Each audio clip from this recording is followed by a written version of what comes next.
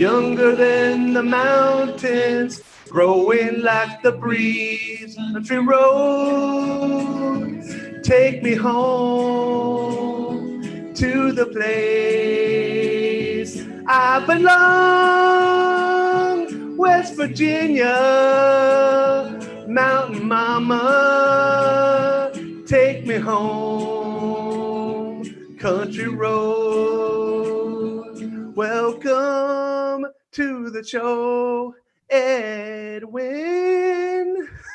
Thank you, Darius. That was very good. I'm glad it was you singing and not me, because I do not have a singing voice whatsoever. Well done. Well, thank you. I don't know if I do either, but I do like to sing. Guys, welcome to the Greatness Machine. I'm your host, Darius Mirshahzadeh. We have a wonderful guest with us today, Ed Wynn, who's going to be talking about his book that we'll be going into in just 1 second here. But before we do that, I want to do a little bit of housekeeping. First of all, welcome to the Greatness Machine. The format of the show is quite simple. We are bringing together change makers who are living their passions to create greatness in the world. And I'm super excited to be discussing about the greatness around your book, We the People. Couple things to know about live streaming, guys. We're live, so start a watch party, ask us questions, and I do have my team on standby. They'll be sending questions over our way. And so, first of all, I want to introduce our guest. We have a really special guest today, Ed Wynn. Ed, welcome to the show. Thank you, Darius. Glad to be on. Thank you for having me.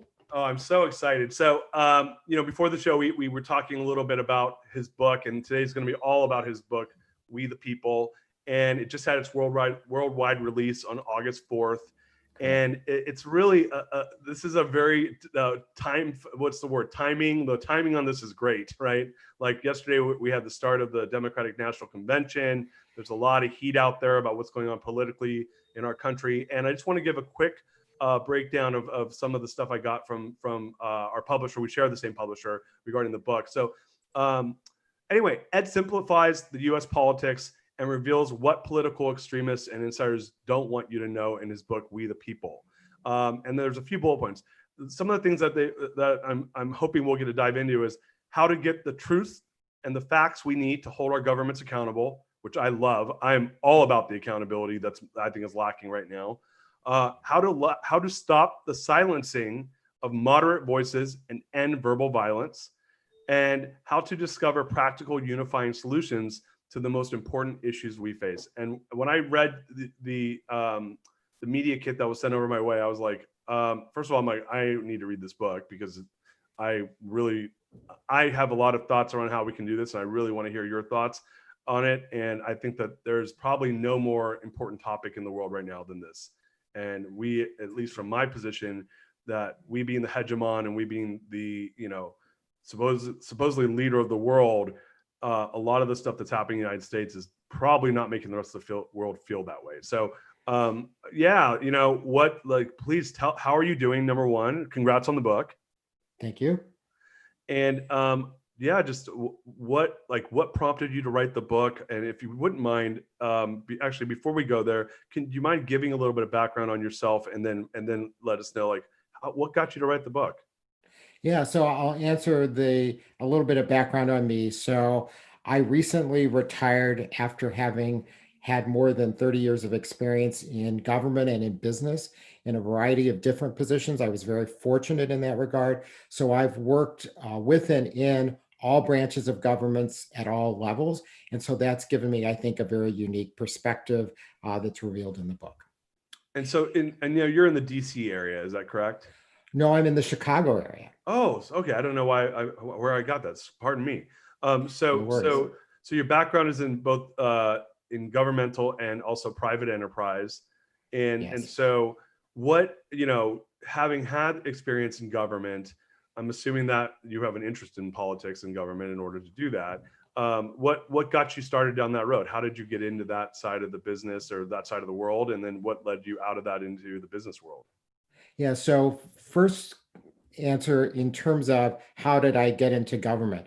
So I was a political science major in college, and I have my law degree from Georgetown. That's right. And I started out as a judicial clerk, so I got to see it from that perspective first.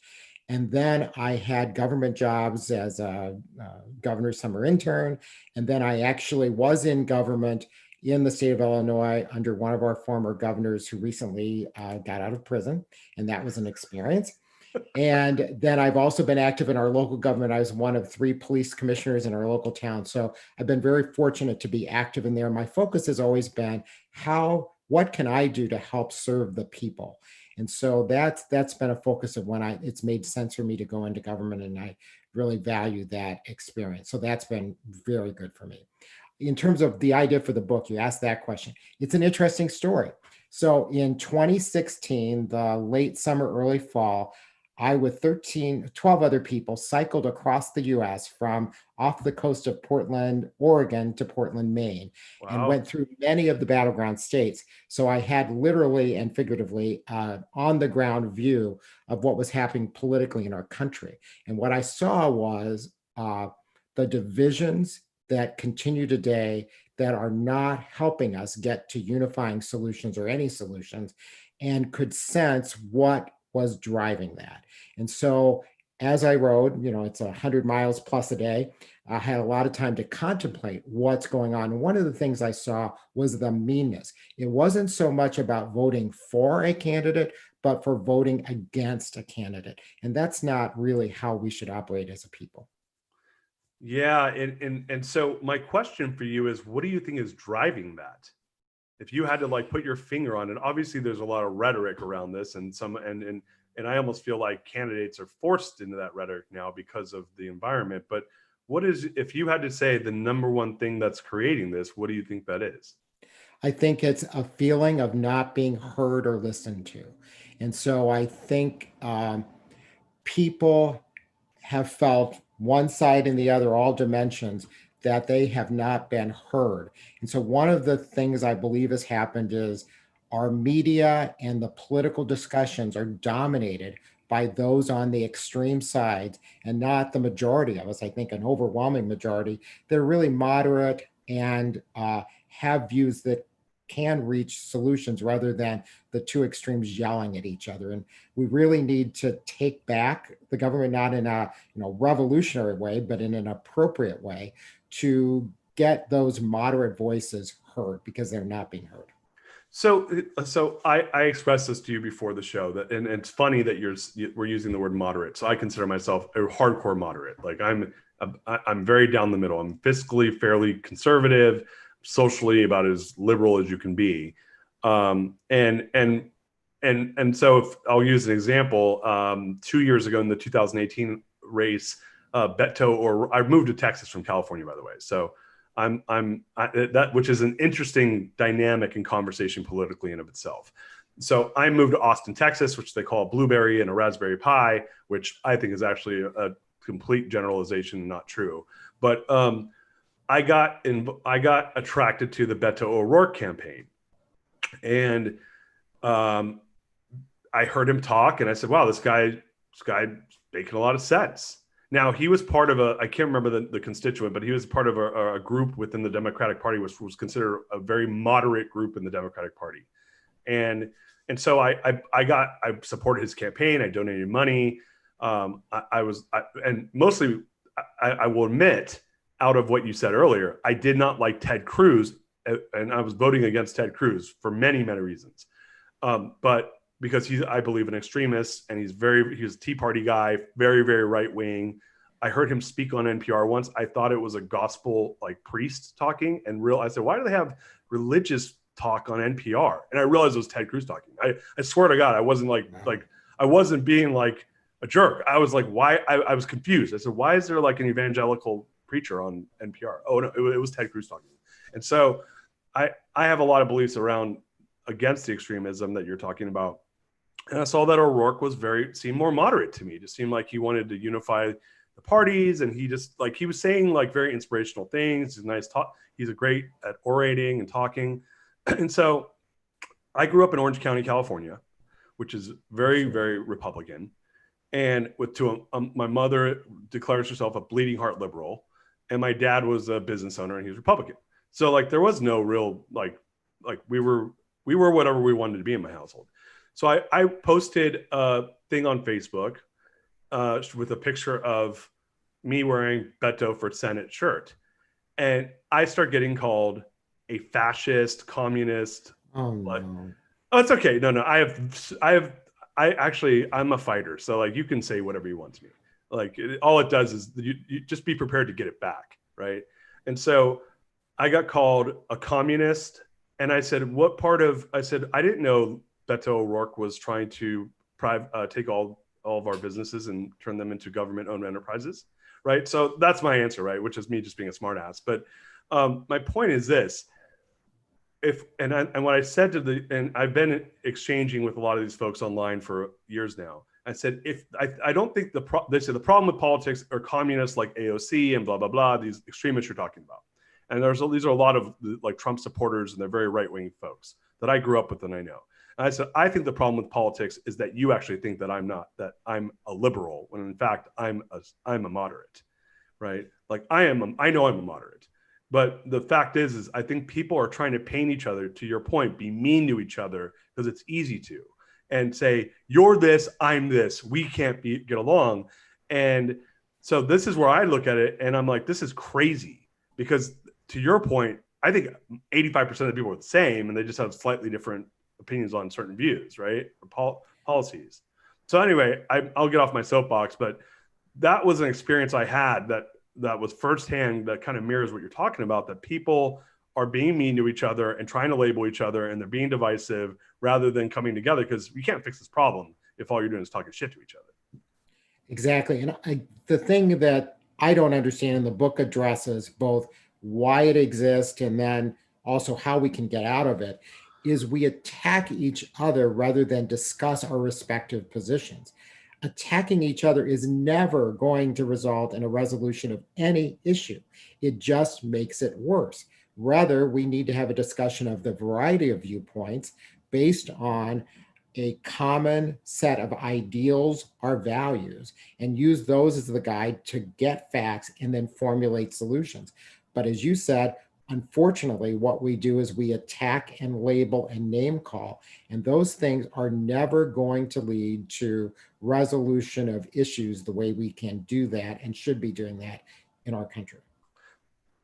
Yeah, I couldn't agree with you more. So I have a question for you, which is, and this is, I tend to talk a lot and go off on tangents, so I apologize for it in advance. But when you were talking before, the reason I said what I said was because why isn't a moderate coming out and saying, guys, I'm not getting into this bullshit fist fight with all of you. We need to lead from the middle, and everyone needs to have a voice at the table, and everyone needs to be able to be heard, and we need to hash out our differences, because this is just an ugly divorce where people can't get unmarried. Like, that's what we're in right now. Where this is like having two parents that need to get divorced, and the kids are the 85% in the middle saying, would you guys just get it over with, because we're over it? You know what I mean? Yeah, I think it's two reasons, and they're the same concept, but one is a more vernacular way to discuss it, and the other one is a more academic way to discuss it, I suppose.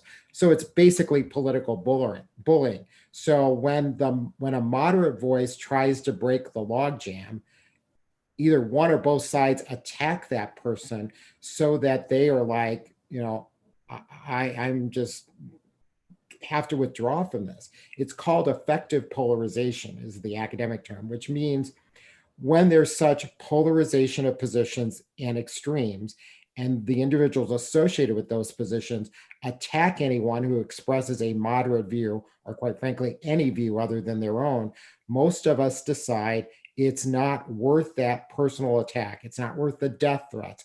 It's not worth the attacks on my family. It's not worth the hassle. So I'm just going to stay quiet and below the radar. Very typical reaction that junior high students would have with the school bully. So that's what's really occurring. And so our voices and all the other voices of America, including positions on either side, there are people that have positions that I might think are too liberal or too conservative. But as long as they're willing to discuss that and have a discussion on the position and the facts supporting that position, that's great and welcome. When they want to engage in name calling and death threats and all that other stuff, that's where we have to draw the line and say no. So I'm thinking of myself right now. Let's say I'm like, you know what, Ed, I'm going to run for office, and I'm going to go out there and I'm going to be, because in high school there was bullies, right? But there was always the guy that got bullied that said, I'm going to punch that bully in the face, and I'm not putting up with their shit, right? And it's not that they started the fight, but they ended the fight. And so when I think of this, I'm like, unless there's a more effective way, because it feels to me like a civil solution is not happening. So in my mind, I'm almost like, you need a moderate that's going to go in there and punch Donald Trump or whoever in the face when they start and say, I'm not going to get into your stupid argument about non-logical things, but I am going to sock you in the mouth and shut you up.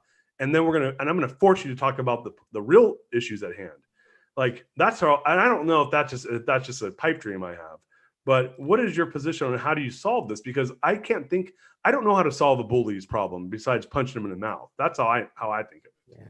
Yeah. And unfortunately, I don't think that's going to work. I think the right thing is to go back to the framework, and it may be a little bit, and I don't want to take political sides, but Michelle Obama, including last night, said, when they go low, we go high. I'll modify that slightly and say, when they make personal attacks and appeal to emotion, I'm going to go to what are our common objectives and what are the facts. And I think that's what we need to do. And so the media has a role in that too, Darius. And I think that they need to do a better job of calling out statements that are made and policing those statements from a journalistic perspective to avoid people making assertions without facts on both sides. Obviously, our current president is on Twitter a lot, and he has a lot of outward communications. If you notice those communications, they are very, very short on facts. And when support is provided for that, it's people say, I heard. None of that is factual support. How do we know first of all, who are those people? We need to know that. And then secondly, what is their factual basis for saying it? So one of the things you mentioned at the beginning is how can we get the facts? One of the most important ways we can get facts and have fact-based discussions is for people that assert positions or facts to provide support. So one of the things that in the book, I have lots and lots of footnotes, I think more than 200, to back up virtually every factual statement I have in there. And in the electronic version, you can just click on it and see where the facts have been obtained. We have to really focus on that and insist that people provide facts. And when they don't, call them out on it and call them out directly. But so we have a question that just came in, but what I want to say with that, because I'm like a fact checking like maniac, right? Like you're not allowed to say something unless you show me the data, right? And when you do, I'll go, and half the time I'm out there pulling the data myself. And by the way, I want to fact check the fact checker, right? I want to say, where did the source get their funding from? Because if the source is getting their funding from the Koch brothers, then they have a political bias towards them, and they're not really doing it for the sake of maybe making truth be known, but they're trying to maybe assert a certain political ideology, right? So the issue I see with that, I agree with that logically. The issue I see with that is, and this is what I have at least been my experience, is I think people want confirmation bias more than they want facts, right? And so they're going to go out there, and I find this all the time because I've been heavily interacting with a lot of people who are very right wing to better understand the positions, which I think is part of this, is you want people to have those dialogues, right? Because I'm like, I just want to understand. I want to understand why I don't believe our current leadership, and I believe it's on the right and the left, and I don't believe this is just a Republican issue. I think the left does. This is a both party issue. I think we have a really aggressive leader on the right that is making people feel confident to be extra. The term I use is like irresponsible with their authority, right? From a fact checking standpoint, and so. What ends up happening is a lot of these folks, when I say, well, here's an article from the Wall Street Journal, crickets, no one wants to read it. And they'll say, well, here's an article from Breitbart. And I'm like, but where did they get? And I'll go, can you pull their facts up? Crickets. They don't want to have those conversations. They don't want to do that hard work because they want to be right. They don't want, there's a difference between, there's a knower and learner mentality, right? They want to be the knower. They're just trying to prove me wrong. And I'm just saying, I just want to know the truth. I don't care who's right. I found there's been things out there, like I'll give you an example. I was driving my car last October, and it was the day that we had reached a phase 1 trade deal with China. Big deal, right? Now, one could argue that the president went and broke all the windows and then opened up a glass fixing shop down the street, right? Because he started that fight. But I actually think it needed to be had. I think that our trade deal with China has been really offsides for a long time. So I say out of his presidency, one of the best things he's done is trying to renegotiate trade deals, because a lot of them were not fair deals. Now, I'm driving in my car. I listen to NPR because I like their news, and they did not even mention this happened, right? And I said, wow, they're intentionally choosing not to report on this, because this is a big deal. This was like a front page of the Wall Street Journal, but they chose not to do it. So I guess the point I'm trying to make is I acknowledge that both sides are guilty of this, but to your point, if facts don't matter, we're in an age of alt facts and fake news, and we have leaders who are propagating those ideas. How do you overcome that? Because I can't say, until I could get everyone to agree what a fact is, how do I then say what a fact is? Do you know what I mean? I do. And I think the basic thing you need to start with is, what is our common ideal? What are we trying to do? So I talk about climate change in here, which I think is the wrong label. We ought to call it global pollution. That's the issue. We can debate all day about, is it warmer or colder? Climate change may be an effect of global pollution, but the real issue is global pollution. If you start with that and say, can we all agree that we want clean water, clean air, a clean environment? 99.9% are going to say yes. We don't yet go, how are you going to achieve that? What are the limits? Mm-hmm. But let's start on that.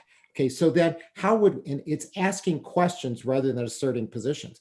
It's saying, okay, if our goal is, and we all agree that we want to have clean air, clean water, clean environment, what facts would be important to know whether we have that or not, and how we can achieve that. So then people bring all their facts together. You look at those facts, and then from that, you can see a range of solutions, but you test those by being inquisitive and curious, one of the 6 ways in the book to get to more civil discourse. And then from that, you can get a joint solution. I really do believe in that. There are also organizations, even within Congress. The big example is the Problem Solvers Caucus.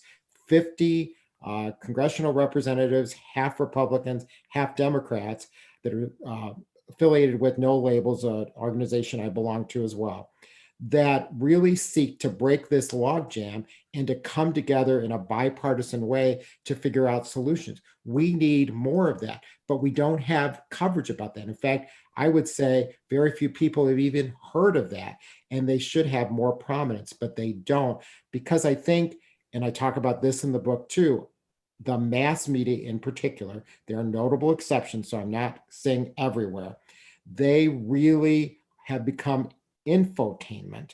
And that is really about what is going to create clicks, what is going to sell ads, and they're not focused on getting unbiased information to us. The one that I love, and again, I don't mean to pitch them, and I have no interest in them, is ProPublica. They do a really good job in in-depth studies. The issue is people now want their information in tweet-sized bites. Right. And so we have to figure out a way to get information to them in tweet-sized bites so that we have the facts and we're getting more balance in the media than just the extremes on either side. The thing I think about that, Darius, that I point out in the book, and I think this is stunning. I rarely use that word, but I'll use that word here. The 3 major 24/7 news sources, CNN, MSNBC, and Fox News, you could ask virtually every American, what is their leaning? And we could all tell you 100% accurately. If spin is a point of view, and we all acknowledge that each of the big 3 most widely national networks each have a point of view and we all know it, I can't think of a more strong indictment of that type of news media than just that fact.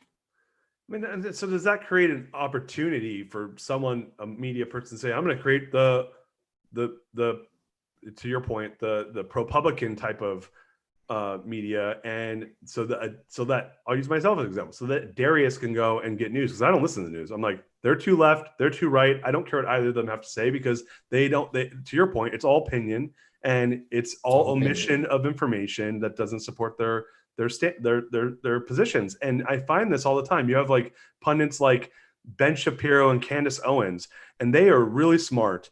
And there's ones on the left that are, I don't pay attention to the ones on the left because they don't annoy me as much, but there are tons of them.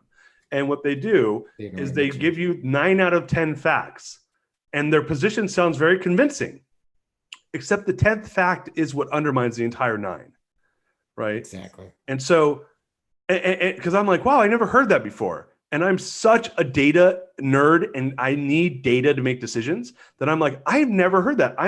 Darius has a new belief around Black Lives Matter. You know, I didn't realize that X, Y, and Z happened in 1967. And I start digging and I go, oh, well, they left out the one thing that happened in 68 that totally undermines what happened in 67. So the issue, I think, goes back to how do these moderate voices get more of a microphone around them so that folks like you and me, and I'm guessing 80% of our country, can get our news the way we want it, which is without spin. Because I don't care if NBC makes more money or Fox makes more money from me clicking on some bullshit ad. And I know most other people don't care either. But at the end of the day, all they're trying to do is get your eyeballs. And they're doing it through fear. They're doing it through spin. They're doing it through having a media bias. And then it's confirming these false beliefs, right? So we have a question. Sorry, I'll get off my soapbox. Do you want to say something to that? Or? No, the only thing I would say is this, that I think it's a multi-step process. First, we need to take the information we're getting now and be able to assess it and reject or accept it. But then getting ultimately to a place where people, before they assert information or facts, cite it, and they can be questioned about the completeness, reliability, and accuracy of it. I think that would be great. I admit that that's going to be further off, and I'm glad to take a question. Yeah, so the question we have is, as a self-proclaimed terrible debater, how do you build confidence and techniques to be able to defend your position with someone else? Yeah, I think the number one thing is something I mentioned. That's a great question, by the way. People get on the defensive when you start with your position and why their position is wrong. So I typically try to start with a question. So if someone says to me, there is massive vote fraud with mail-in voting, I'm going to probably start that conversation about, tell me why you believe that. And then they're going to assert whatever. Okay, and where did you get that information? Let's talk about that information. What would you think would be, and be curious. That often leads you into a discussion where you can then explore those facts and come up with something that is going to be meaningful to most people. So I think starting with that is really good. The other thing is we have to draw some lines in the sand when we have those conversations. One of those is around personalization and name calling and all those different type of things. We have to say, and you can do it gently enough, but firmly, and say something like, could we avoid name calling or making this personal? I'm as interested in you in figuring out this issue. Let's talk about what the real issue is we're trying to solve. And then we can get to facts and positions about that, because we just shouldn't tolerate that. And I think the more we let it slide when people do that, the more it's going to happen. And unfortunately, I think it's become so commonplace. But each of us can make a difference in that by every conversation we have. When it starts going in those destructive and dehumanizing ways, we have to call it out. So I think that's a great point. And so I'm going to ask a question now, which is, and I said this earlier, I believe leadership starts from the top. So if the leader of the free world is not doing that, then how can we expect the average American to do it? And what's the solution there? Because if our leaders, and I'm gonna take it one step further, because I think the presidency owns a lot of the rhetoric right now and the behavior. They're setting the tone as leaders are supposed to. And I believe that you have people on the left and right reacting to that, and also pushing buttons to be the aggressor when they get the opportunity, right? Yes. Pelosi does it, AOC does it, and on the right, McConnell does it. These guys all do it. So now it's just it's to your point, it's a junior high. It's a really bad episode of like a junior high gone wrong, right? And we're all watching it and like frustrated. I mean, I'm more frustrated now than I've ever been before, and I was frustrated before with our politics, which I think a lot of this is being born out of frustration. So my question to you is, how do you do this at scale? And because I hear you from a grassroots perspective that I could say, fine, because I think I actually already do what you're saying. I don't think I attack people. I believe in conscious leadership and, open communication and meeting people where they're at. So, but that's I'm one person and you're one person, and the person that asked this question is one person. The only way we're going to reach a solution here is we need this to happen at scale. And I don't know if we have a tremendous amount of time, right? This is getting pretty ugly. So how do we how do we scale that ideology? Because right now, and you mentioned this in the description of your book, there is no accountability for bad behavior. So how do you turn that around, and how do you make it institutionalized that we're just not putting up with this shit anymore? Yeah, it's not going to be instantaneous, but there's one thing we can start and we can do in 76 days, and that's vote. It's appalling to me that only about 55 to 60% of us vote in a presidential election of those that are eligible and registered. That's unacceptable. So that is, talk about the ultimate grassroots that becomes a movement. If 40 or 45% more of us would vote, that would create a change and hold people accountable. I think we need to focus, when we think about voting, less on, oh, I don't like Trump, or, I think Biden is this, or whatever that can be. We need to focus more on, are these the leaders we expect as we the people of the United States? And we need to make it about those broader things. Because if you don't have the right leadership, you don't have the right core values to your concept, Darius, how can we possibly get to anywhere we need to be on positions? So I think we have to go back to, are these the leaders we want? And make it less about, I support them on this issue or that issue, or I don't support this person on this issue, and look at it more broadly. It's how we frame that. But the biggest change we can make is in 76 days, and vote for leaders that we can all look up to, that our children can look up to, and that help us unify rather than divide. If I picked one thing that people could use to make their decisions about voting, and I'm not going to endorse or support anyone publicly on this, I'll make my own decisions, is this person a divider or a unifier? Vote for the unifier, vote against the divider. Yeah, I mean, I appreciate that, and I think that's pretty. It's pretty clear that needs to happen. The question I have is how do you get people to make that decision? Because I think what I'm seeing is it is so commonplace for people to undermine the voice of the unifier, and we use there's a lot of unifying language last night, to your point, from Michelle Obama. Right. And the Obamas I love the rhetoric that the Obamas make. I think if you look at a president that had the right rhetoric around unification, it was probably one of the best ones in the last 20 years, if not the best, was Obama. Right. But he's an example of a guy that, I mean, he didn't do anything very provocative from a political standpoint, except, hold his positions. And yet there was, this, and I look at that, I said, if you have a person doing things at that level, they can't dig up dirt on him. It was crazy. Like, I'm like, this guy's a Boy Scout, right? I mean, like there was a thing I saw on Trevor Noah making fun of like all the Obama scandals, and it was funny. Like, they were reaching so far to find a scandal on him that it was like, if we played it, and he did, you can play it. You play it again today, and you're like, this is like a joke compared to what we're dealing with right now. And so, I'm not saying he's a better or worse president. I'm saying his rhetoric was unifying. Even then, though, you had this voice of the media and the voice of, let's say, the Tea Party, who came out punching.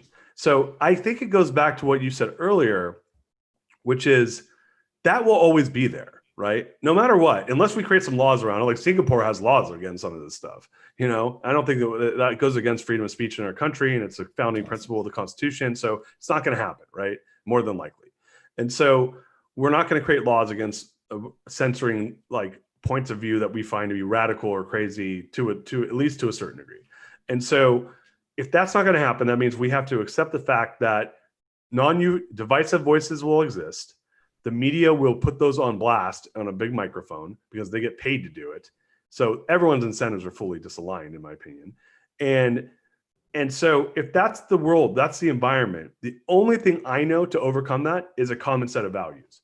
It's to say it is un-American to be divisive in our country. It is un-American to not, live a healthy life, mental health, physical health, and that is mental health. That is wrong. It is un-American to be a bully. These are, and I'm just picking them out of the air, right? If we're saying that we is un-American to do these things, then it doesn't matter what party you're a part of. If you're doing it, you're being un-American. So I think the issue that I have, by the way, is that I don't know what the core values of the United States of America are anymore. Oh, I think they're there. They've always been there, but we haven't followed them. They're in the Constitution, justice, common good, all of those things. That's how we're founded. But we've gotten so far away from that, Darius. We need to have people to draw us back. Now, let me give you an example. I think the issue that we really have to do is we all have a duty to support moderate voices. And again, I'm independent, but I'm going to use an example from a couple of days ago. One of the representative congressmen here in Illinois, Adam Kinzinger, came out and asked both Republicans and Democrats to denounce publicly these conspiracy theories like QAnon or whatever it's called. That's great. How much visibility did that get and how much support? We have to give those type of voices support because you're right. Is it American to support conspiracy theories that pit us one against the other? No, it's not consistent with our core values. It's not consistent with our constitutional values. And so when we have people that have the courage to speak on this, Republican, Democrat, Independent, doesn't matter. We need to better support them and we need to make those things more visible. So what are some ways we can make it more visible? Because right now you have the great media machine that's doing its thing, getting its clicks. You have the Facebook bullshit. You have all this stuff out there you have a system that's disincentivized to promote what you're talking about. The money doesn't roll in when you do that. Yeah, I think we can use the power of social media much more than we do. I'm guilty of that, but I'm going to be working on that. It's one of my goals for the next few months. But the other thing is, all politics is local. That's a phrase. It's really true. In our neighborhoods, in our communities, in our local governments, even in our decisions. And this is, I think we always look at the top of the ticket and we say that's the most important race. It's an important race. I don't mean to say it's not. But equally important are who we choose as our congressional representatives, who we choose as our senators, because with the right people in place and getting them in office and keeping them in office and instead of letting them be attacked by the extremes, that's how we can make real change. And so in terms of voting, which is the number one thing we can do in 76 days, is we need to make sure that when we vote, we're focused not just on the presidential selection, but we're also focused on everything down ballot and that we're getting information. So one of the things I talk about in the book, how do we get information about candidates? I think we should have a one-pager that basically addresses where do they get their money and who has their ear. And if we had that on one sheet, we could all make better decisions. And then just think of the deterrent effect. If I'm a representative and I'm about to meet with a special interest group or be taken to dinner by them or some other thing that could legally happen, I'm going to think twice about that if I have to report it, aren't I? But we don't have that information available to us. With that information, I think we could make real change. So is there a capitalistic opportunity for someone to build that a site? Is that what are you thinking about doing something like that when you said that you're working on something? I think that could be done. I'm not currently working or financing that, but I think it's something that could be done. And actually, I think it should be done by government. There are many ways to do that. Even in government, when I was a senior official here in Illinois, we had to report certain information. The information is all there. What we need to do is take that information and make it more relevant and reliable and require its public reporting. It's not any different than what companies have to report when they issue stock or announce their earnings or anything else like that. There are frameworks to do that, simplified, that we can all take and do that. And that's something we need to challenge our governments to do for us. Yeah, I love that. I love that. We had two questions come in. Do you see the political climate cooling down after this election once a decision has been made? Well, I have my hope, and then I have what I suspect will be the reality. I hope that that's true. Um, I think that it will depend on what the outcome of that election is, to be very honest. I also think, unfortunately, and this is truly unfortunate, that given the crises that we're in, both the health and the economic crisis that we're in right now, I think that that is going to reach a breaking point, and then we're going to have to come to something that leads to more solutions rather than more pain. Okay. And second question is, what's the best way to convince people who think votes don't matter to actually vote? So I do that in the book, and I'm going to give the the easiest and biggest, most significant example of that: the Electoral College. There was a lot of fear about how can you win the presidency by winning the Electoral College, but not the popular vote. And everybody says it's because some states get more representation because it's your 2 senators plus your representatives. That's not the biggest factor. The biggest factor is, except in Maine and Nebraska, it's winner take all. So if you get 50% of the votes plus 1, you get all the electoral votes of that state, except in the 2 states I mentioned. That plus 1, that single vote, can determine an election. And so every vote matters. And if we look at some of the battleground states, look at the very small number in each precinct that led to a state having all of its electoral votes awarded to one candidate and then determining the outcome. You need look no further than those battleground states in the 2016 election, in the 2000 election, in so many elections we could name out, where one vote in each community and in each precinct determined the outcome. Everyone needs to vote. I'm voting. Me too. Yeah, Vote early. Vote Yeah. early. That's the other thing we need to do. We need to make sure that the votes count, and the best way to do that and do it safely is vote early. Go to your polling place early, maintain social distancing, wear a mask, vote early, because we want that vote to count, and we want it to be counted on election night. Well, I love everything you have to say, and I'm a big supporter of the work you're doing. And let's we're gonna get wrapped up here, but where can people find you? Where can they find the book? Give us all the full enchilada. Where can we get your stuff? Great. I have an author website, H Edward Wynn, all run together.com. I'm also on LinkedIn and Twitter. In addition, you can find a copy of the book, We the People, on Amazon in both ebook and in paperback. I did a paperback to keep the costs low so that people can have full access to it. Also available on B&N and other independent bookseller sites. And I urge everybody to pick it up and read it, and hopefully it'll help us all get to a better, more unifying discourse that can lead to real solutions. Well, Ed, thank you so much for being on the show and sharing this work with us. It's very timely and really important information, and I'm very grateful to have you here. Thank you very much, Darius. I'm very glad to have been on the show, and thank you very much. I appreciate it. You're very welcome, guys. If you won't mind, Ed, stay on for a few minutes. We're going to do a debrief. But guys, check us out online. Sign up for the show. We have 3 more shows today. We're hitting it really hard. We got tons of shows with the launch of my book coming up on September 15th, which is 4 weeks from today. I can't believe it. I actually got super nervous about it today.